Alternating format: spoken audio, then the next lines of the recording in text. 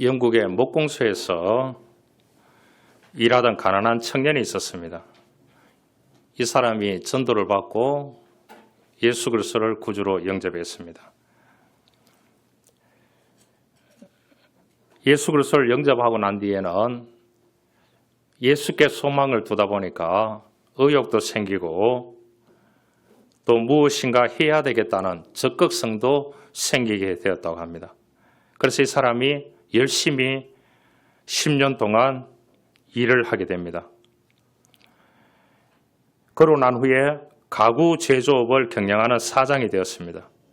이제 돈도 없고 명예도 없고 여러 가지를 다 얻게 되었습니다. 여유가 생겨서 자기 공장 뒤편에 있는 그곳에 가서 이제 산책을 하게 됩니다. 아주 넓은 바위를 발견하고 걸터 앉아서 아름다운 마을 전경을 보게 되었다고 합니다. 그러면서 행복감도 느끼고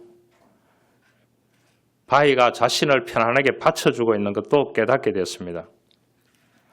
그때 그 순간 자기 인생을 떠받쳐주는 바위와 같은 존재가 바로 예수님이었다는 것을 과거를 회상하게 됩니다.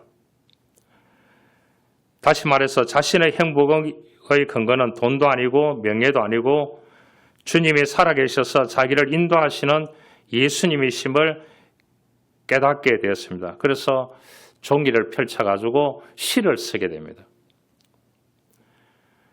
시를 쓰게 되는 그 시가 오늘날 찬송가 488장입니다. 이 몸의 소망 무행가 우리 주 예수뿐일세 우리 주 예수밖에는 믿으리 아주 없도다. 굳건한 반석이시니 그 위에 내가 서리라. 그 위에 내가 서리라. 이 찬송시는 추는 이강수 선생님이 번역한 것으로 전해지고 있습니다. 이 가사를 본 순간 그에게 감동이 되어져서 이광수 선생님이 이것을 번역했다고 합니다. 그래서 찬송가 가사에 들어오게 되었습니다. 여러분들은 살아가면서 나의 든든한 버팀목이 누구라고 생각하십니까?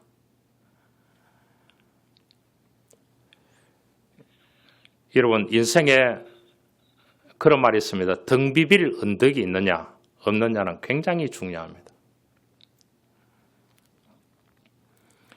등 비빌 언덕을 갖고 있다는 것은 얼마나 행복한 일인지 모릅니다. 그런데 세상에 등 비빌 곳이 없이 홀로 폭풍 가운데 가련하게 서 있는 사람들이 많이 있습니다. 붙잡고 싶지만은 붙잡을 수 없는 일들이 너무나 많이 있습니다. 여러분 신앙에는 버팀목이 두 가지가 있습니다. 하나는 하나님입니다. 또 하나는 하나님을 아버지로 둔 영적 가족 공동체입니다.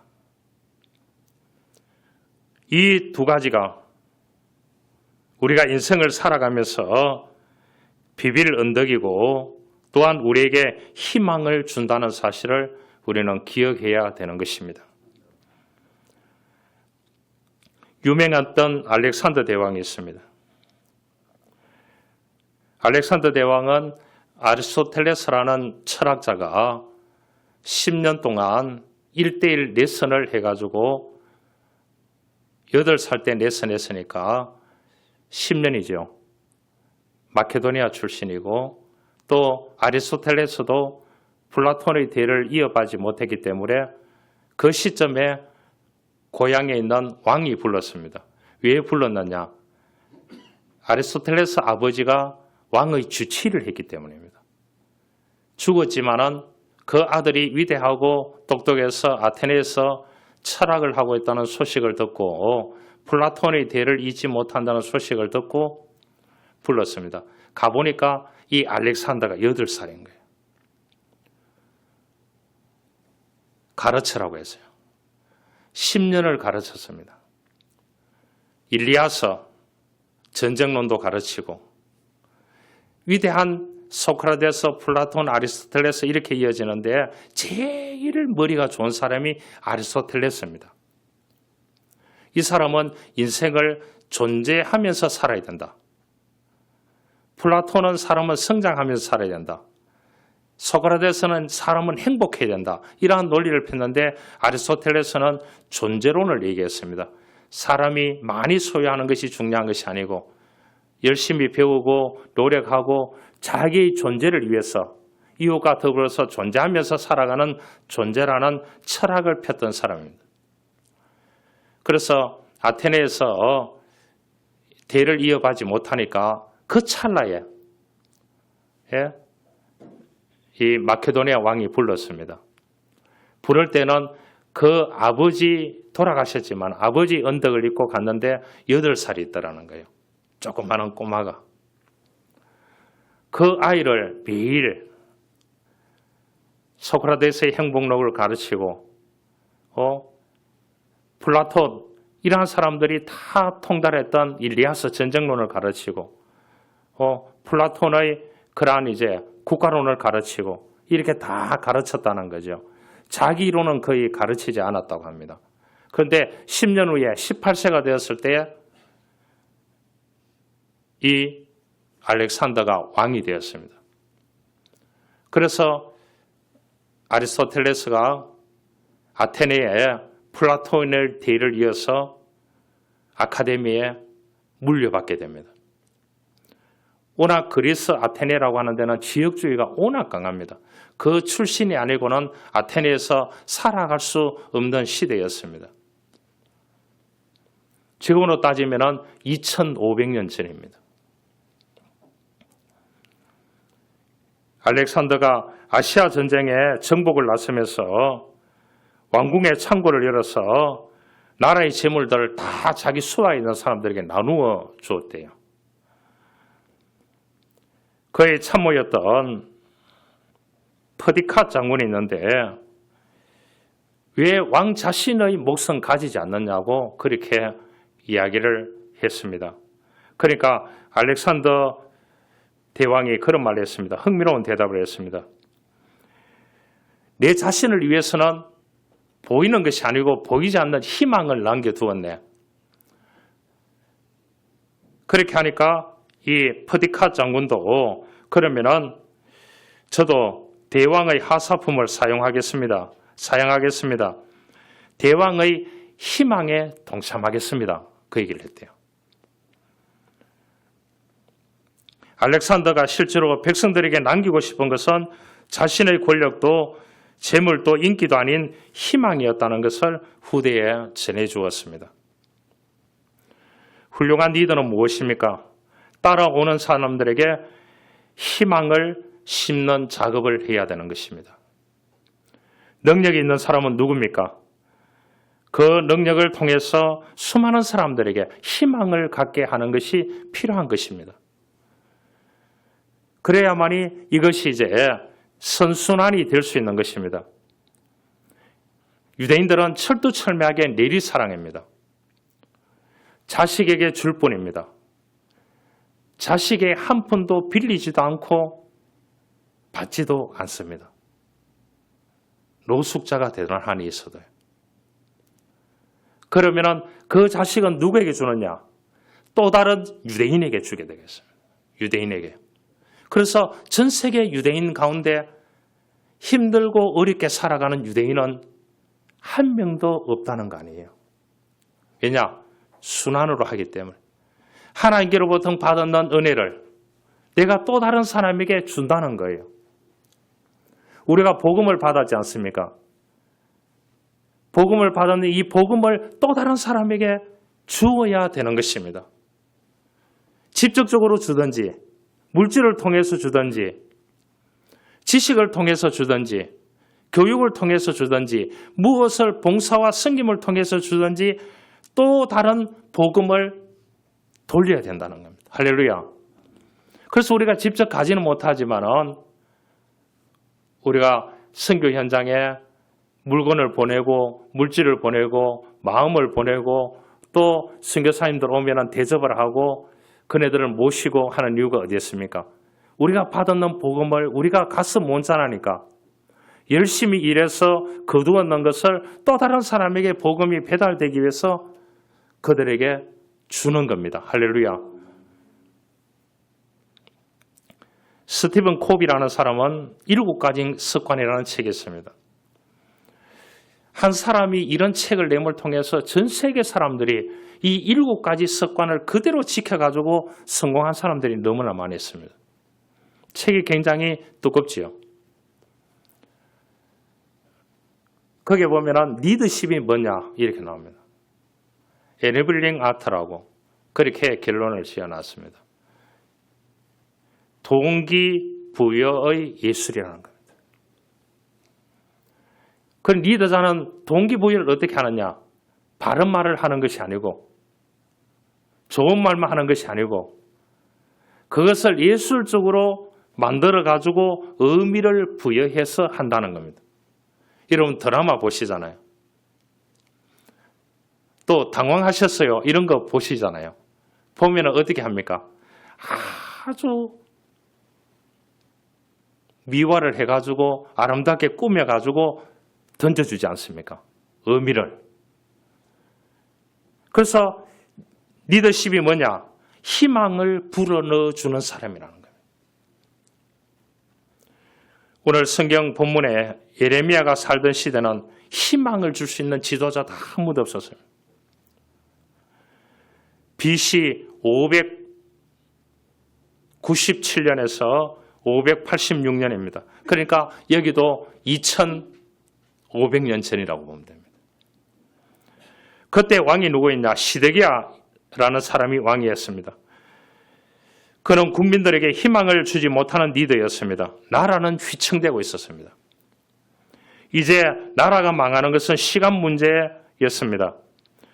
처음에는 친바빌론 정책을 썼습니다. 왜냐? 바빌론 나라가 워낙 위대한 나라이기 때문에. 위대한 나라인데 어디에 어느 정도 떨어져 있느냐? 1500km 넘게 떨어져 있는데 영향력을 과시하니까요. 거기에 왕이 붙었습니다. 붙으니까 가깝게 있는 이집트, 거기에서 이스라엘과 유다 나라를 치는 겁니다.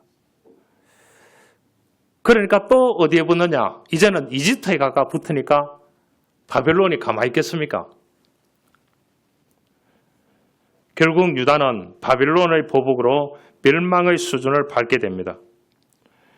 지도자의 불안한 시소 정책으로 백성들을 가피를 잡지 못하고 국민들은 다 희망을 접었는 것이 오늘 이 본문입니다. 그래서 첫 번째 17절에 18절에 보면은 내 소망이 끊어졌다 하였도다. 그렇게 소망이 끊어져 버려요. 여러분, 어떤 어려움을 앞두고 때가 되면 그럭저럭 넘어가겠지, 아마 견딜 수 있을까라고 생각하지만은 문제가 현실로 다가오면 걷잡을 수 없이 어려운 상황에 휘말려서 결국 길을 뚫고 공경에 빠질 때가 적지 않습니다. 여러분, 예레미야가 어떤 사람입니까? 눈물로 하나님께 호소하던, 길거리에 나가서 외치던 위대한 선지자 예레미야였습니다. 예레미야조차도 나라가 기울어져 가는 것을 보면서 시드기야 왕에게 바빌론 편도 들지 말고 이집트 편도 들지 말고 하나님만 바라보세요. 왕에게 그만큼 얘기했음에도 불구하고 왕도 백성들도 다 누구를 바라보느냐? 바벨론을 보고 이집트만 바라보고 있는 것입니다. 그러니까 다 무너지게 되니까 희망이 완전히 끊어졌다는 것입니다. 그러니까 예레미야가 어떻게 되느냐? 3년 동안 기근으로 쓰러진 사람들, 그러니까 약탈자들, 눈물의 사람들, 믿음이 심하게 흔들리는 선지자의 모습을 바라보게 됩니다. 믿음이 흔들릴 때 나타나는 정세가 뭡니까? 예레미야 그랬습니다. 하나님, 왜 이 모양 이 꼴입니까? 왜 하나님, 이 왕이 하나님을 바라보지 못합니까? 왜 백성들이 하나님을 바라보지 못합니까? 이렇게 하나님을 향해서 예레미야 역시 쏘아붙였습니다. 하루 종일 그는 어둠을 가둔 자도 하나님이요, 나를 때리는 자도 하나님이요. 18절에 보면 나의 힘과 여호와께 대한 내 소망이 끊어졌다고 그렇게 얘기합니다. 예레미야는 내 고초와 재난 곧 숙과 담즙을 기억한다고 했습니다. 절망자에게 찾아오는 불청객이 바로 기억입니다. 사탄은 우리들에게 너는 희망 없어, 할 수 없어, 죽어야 돼, 정신적인 고문을 가하게 됩니다. 예레미야 역시 이렇게 돼서 자기가 죽기를 원한다고 그렇게 고백할 정도로 심한 정신적인 고문에 시달리고 있었습니다. 오직 하나님의 은혜만이 우리의 마지막까지 지탱할 수 있게 하는 힘이 된다는 것을 이 예레미야를 통해서 말씀해 주고 있습니다. 사람이 여호와의 구원을 바라고 잠잠히 기다림이 좋도다. 내가 그를 바라나이다. 그렇게 했습니다. 예레미야가.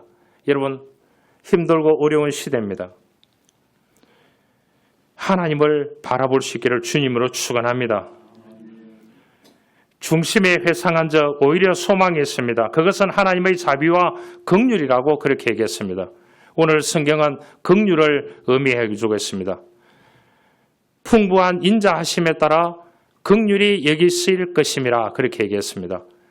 33절, 32절에 보면은 고생하게 하시며 근심하게 하실 것이 본심이 아니라고 얘기를 했습니다. 긍휼이라는 용어는 히브리어로 그렇습니다. 어머님의 자궁을 의미합니다. 하나님이 우리 인간들을 보호할 때에 10달 동안 아이를 보호하듯이 하나님이 긍휼을 베푸실 때는 어떻게 베푸느냐? 10달 동안 그 자궁에서 아이가 크도록 자라도록 보호하듯이 우리 인간들을 보호하신다는 겁니다. 그래서 우리가 힘들고 어려울 때마다 뭐라고 기도해야 될 줄 압니까? 예레미야가 기도했던 대로 하나님 긍휼하심을 베풀어 주소서. 할렐루야. 하나님의 긍휼이 주어지면 10달 동안 보호를 받을 수 있을 정도의 축복을 받을 수 있다는 뜻을 우리들에게 말씀해 주고 있는 것입니다. 그것이 하나님이 던지는 희망의 밧줄인 것입니다. 존 번연은 철로 역정을 섰는 사람입니다. 감옥에서 오랫동안 있었습니다. 영국의 종교 지도자고 소설가입니다. 핍박으로 감옥에서 성경으로 소설을 썼는 것이 철로 역정입니다. 크리스찬이 소망이라는 친구와 함께 천성을 향해서 열심히 걸어가고 있습니다. 험하고 험한 길, 그러다가 쉬운 길을 찾게 됩니다. 그 쉬운 길은 뭐냐? 샛길입니다. 샛길. 여러분 들어보셨죠? 샛길. 사람은 다 샛길로 가기를 좋아합니다. 저도 시골에서 살았기 때문에 친한 직집에 갈 때마다 어떤 길이냐?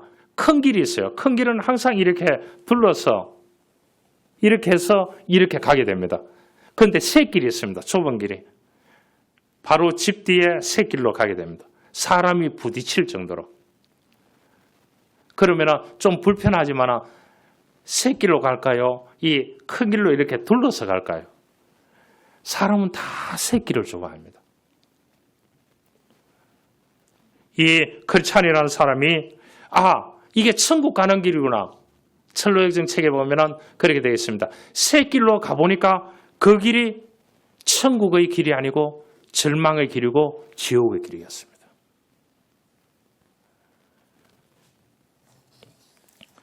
독이 든 약을 주면서 먹고 죽으라고 했습니다.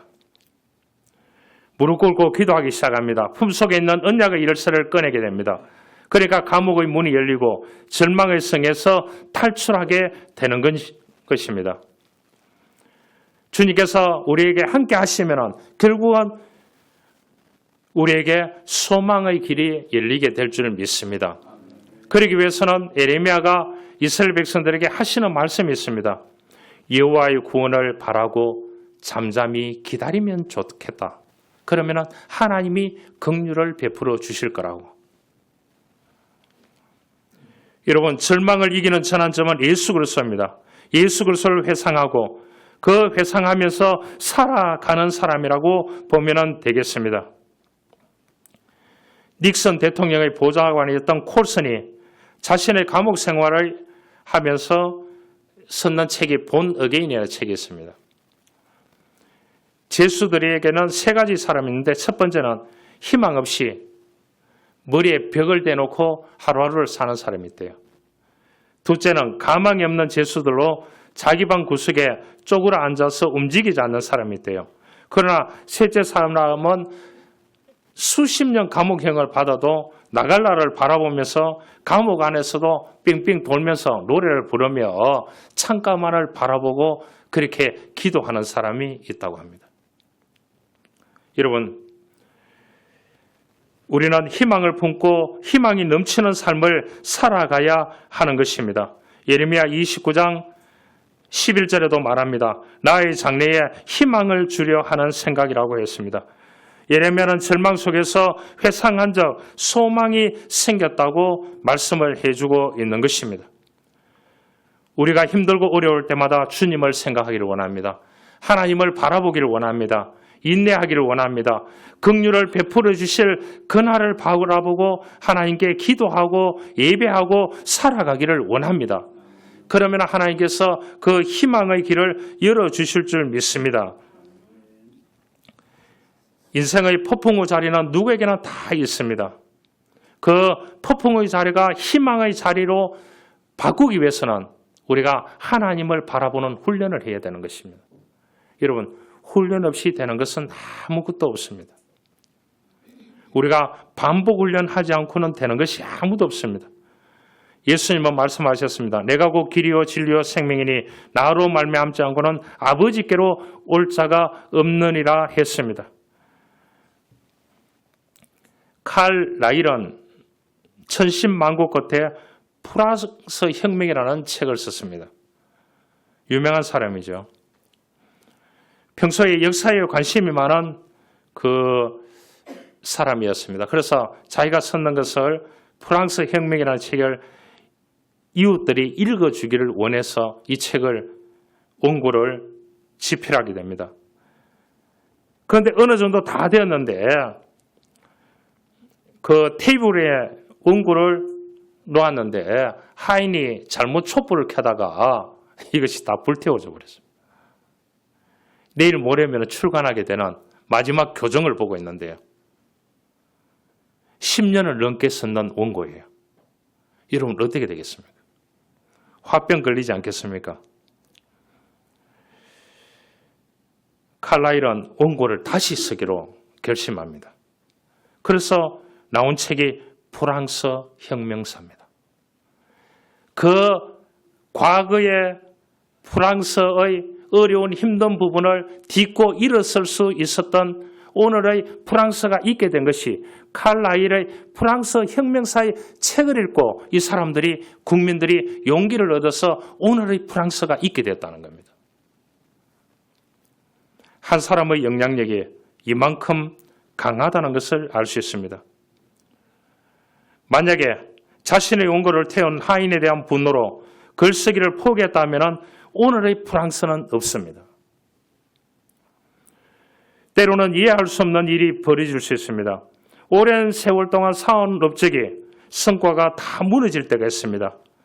그러나 여호와 하나님의 구원을 바라보면서 잠잠히 기다리면서 하나님이 긍휼을 베풀어 주실 그날을 바라보면서 우리가 한순간도 희망을 저버려서는 안 되는 줄 믿습니다.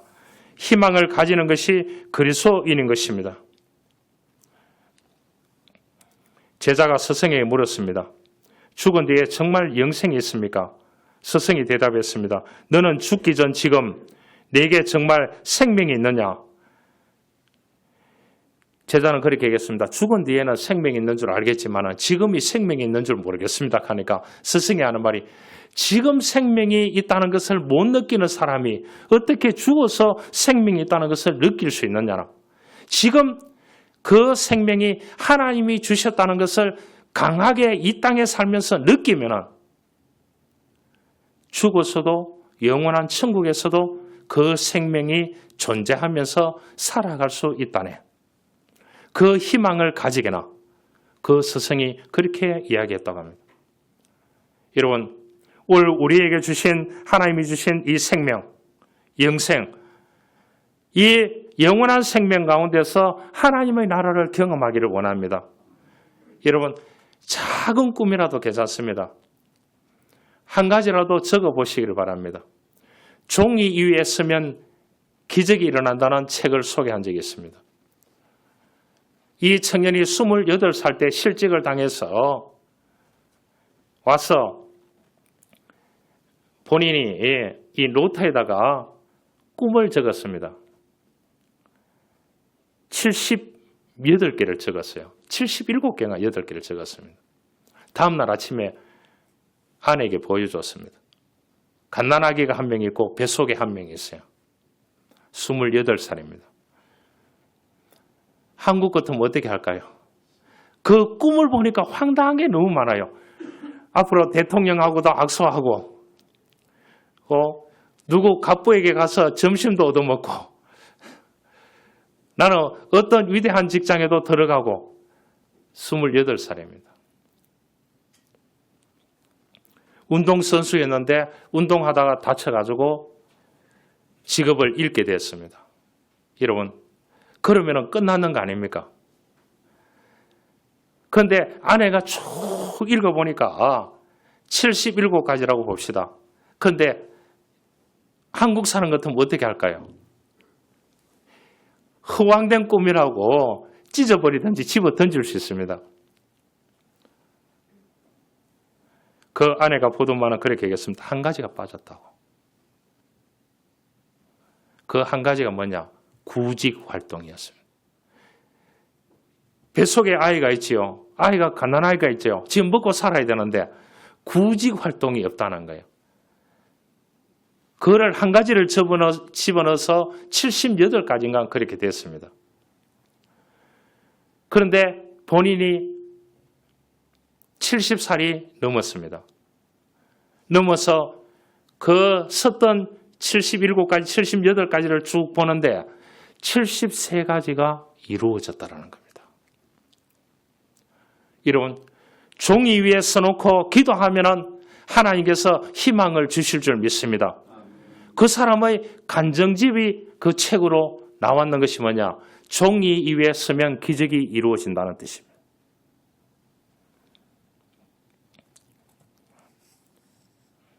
한 이야기를 하고 말씀을 마치려고 합니다.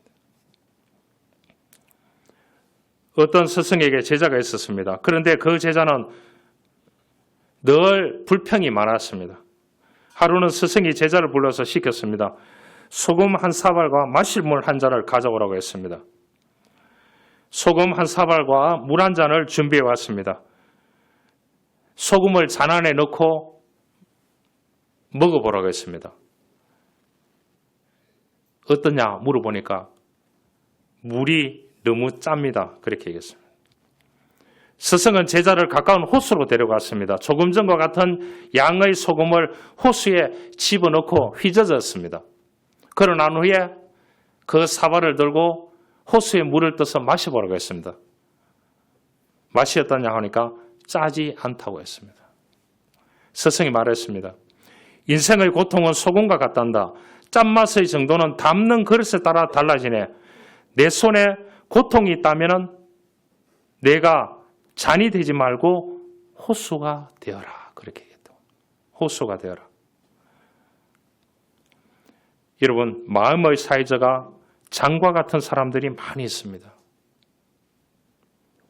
어차피 슴슴이로 인생을 엮어가게 되는데 마음의 사이즈가 작다 보니 사소한 일에도 걸리는 게 너무나 많이 있습니다. 마음의 사이즈를 넓혀보시길 바랍니다. 예레미야 같이 절망의 순간에서 하나님을 회상함으로 희망이 샘솟게 되는, 희망을 꿈꾸는, 그래서 하나님을 바라보고 잠잠히 기다리고 하나님을 바라보고 하나님께서 긍휼을 베풀어 주실 그날을 바라보고 하나님을 회상하는 저와 여러분들이 될 수 있기를 주님으로 축원합니다. 하나님 감사합니다. 우리에게 희망을 꿈꾸는 예레미야 같은 사람이 될 수 있도록 은혜와 은총을 베풀어 주옵소서. 우리가 살아갈 소망이 끊어질 때가 많음을 고백합니다. 하나님, 그럴 때마다 하나님을 바라보고 구원을 베풀어 주시는 그 하나님만을 바라보고 잠잠히 인내하는 삶을 살아갈 수 있도록 도와주시옵고, 하나님의 놀라운 긍휼하심을 베푸는 그날까지 하나님만 바라보기를 원합니다. 이러한 은혜를 저희들에게 허락하여 주옵소서. 그래서 우리에게 희망을 꿈꾸며 작은 희망이라도 우리가 가지고 기도하고 말씀 가운데 거기에서 그 희망이 큰 희망으로 바뀔 수 있는 이 하나의 축복으로 이어질 수 있도록 하나님의 은혜의 축복을 베풀어 주옵소서. 예수님의 이름으로 기도하옵나이다. 아멘.